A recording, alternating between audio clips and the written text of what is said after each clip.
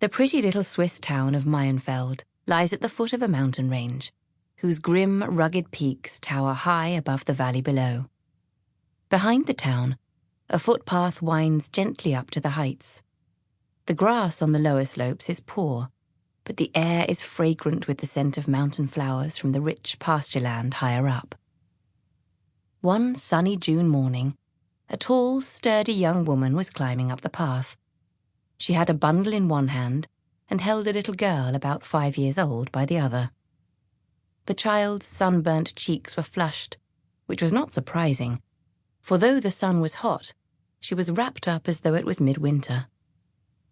It was difficult to see what she was like, for she was wearing 2 frocks, one on top of the other, and had a large red scarf wound round and round her as well.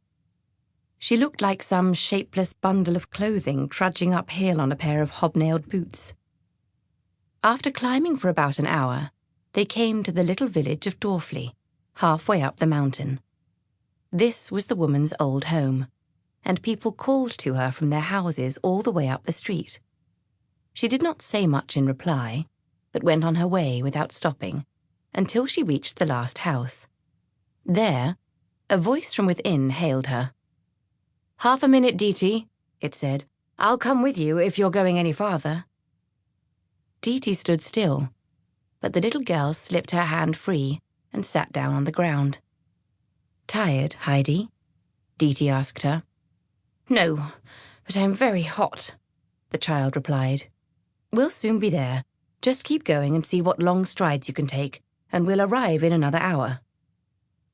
At that moment, a plump, pleasant-faced woman came out of the house and joined them.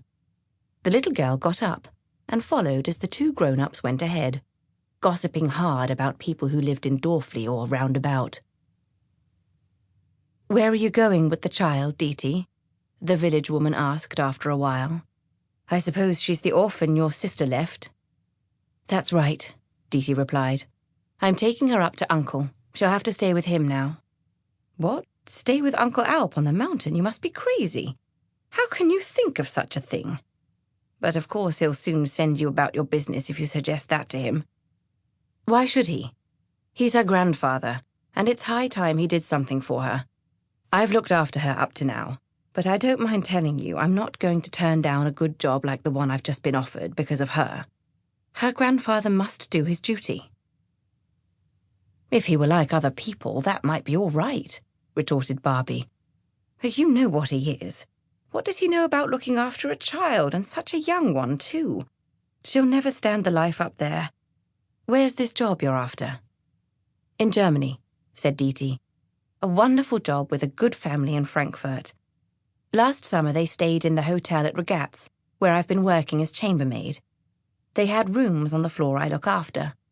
They wanted to take me back with them then, but I couldn't get away. Now they've come back and have asked me again. This time I'm certainly going." "Well, I'm glad I'm not that poor child," said Barbie, throwing up her hands in dismay. "Nobody really knows what's the matter with that old man, but he won't have anything to do with anybody, and he hasn't set foot in a church for years. When he does come down from the mountain with his big stick in his hand, and that doesn't happen often, everybody scuttles out of his way. They're all scared stiff of him. He looks so wild with those bristling grey eyebrows and that dreadful beard.